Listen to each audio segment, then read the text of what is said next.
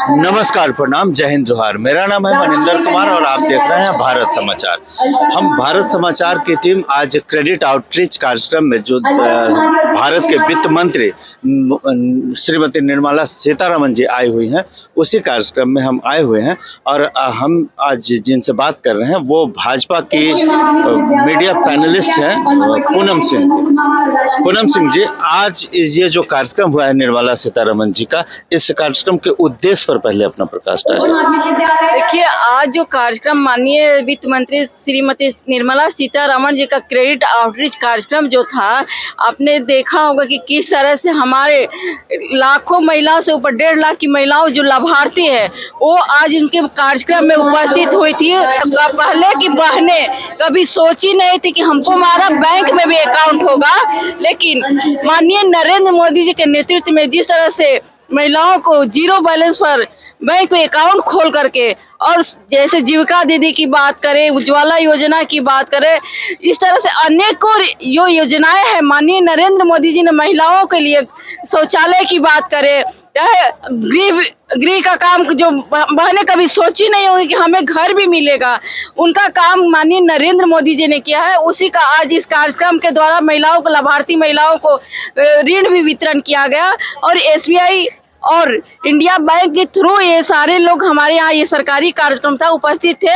इस कार्यक्रम में हमारी बहनों ने बढ़ चढ़ के भाग लेकर के माननीय नरेंद्र मोदी जी के कामों को सराहा है और उन्होंने आश्वस्त किया है कि हम अगले 24 में माननीय नरेंद्र मोदी जी के हाथों को मजबूत करके उनको प्रधानमंत्री बनाने का काम करेंगे। चुनाव सर पे है और आप बिहार से हैं, आपको बिहार में भाजपा की क्या स्थिति लग रही है?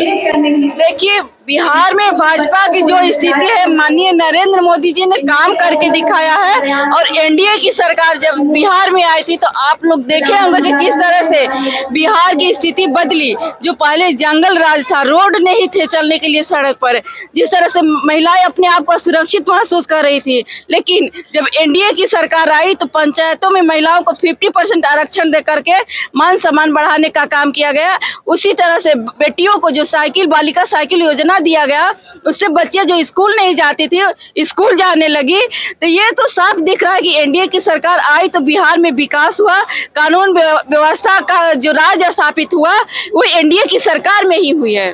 नहीं, मेरा सवाल था कि आपकी NDA गठबंधन जो है वो कितनी सीटें यहाँ से जीत पाएंगे? देखिए, पिछली बार आप लोगों ने देखा होगा कि हम लोगों ने 39 सीटें जीत कर आए थे। और इस बार तो माननीय नरेंद्र मोदी जी ने पूरे देश के विकास के लिए जो काम करके दिखाया, विश्व ने इसको देखा है और सराहा। और बिहार की जनता 40 की 40 सीट NDA की झोली में दे करके हम लोग माननीय नरेंद्र मोदी जी के हाथों को मजबूत करेंगे। राम मंदिर का भी इसमें कुछ योगदान होगा? बिल्कुल। जब कांग्रेस की सरकार थी, 500 वर्षों तक हमारे राम लला ने जिस तरह से टेंट में विराजमान हुए, चाहे क्या बारिश, उनको पानी भी पड़ता था, लेकिन उनके टेंट लगाने के लिए जब तक कोर्ट से आदेश नहीं होता था वो पानी में भीगते थे। लेकिन माननीय नरेंद्र मोदी जी जिस तरह से आए, उन्होंने कहा कि हमने, शायद राम ने हमें इस काम के लिए चुना था, और राम मंदिर का निर्माण जिस तरह से करा है, जिस तरह से सारे हमारे भारतवासी को माननीय नरेंद्र मोदी जी घर देने का काम किया, उसी तरह ठीक राम लला के हाथों माननीय नरेंद्र मोदी जी के द्वारा उनके मंदिर निर्माण का काम किया गया।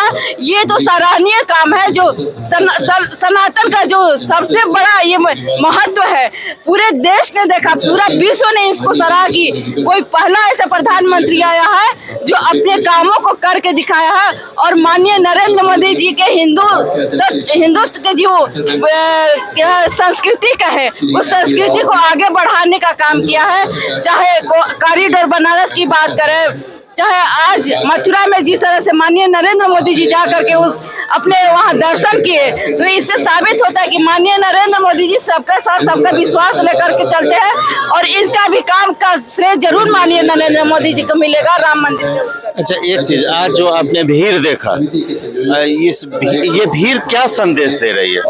देखिए, ये भीड़ कहीं ना कहीं दिखाती है कि मोदी जी के कामों से लोग संतुष्ट है, और उनको कामों के बदौलत ही आज ये लोग आए हैं कि नहीं, हम उनके हाथों को और मजबूत करेंगे और माननीय नरेंद्र मोदी जी को तीसरी बार प्रधानमंत्री बनाकर ही रहेंगे। बहुत बहुत धन्यवाद, आपका दिन शुभ हो।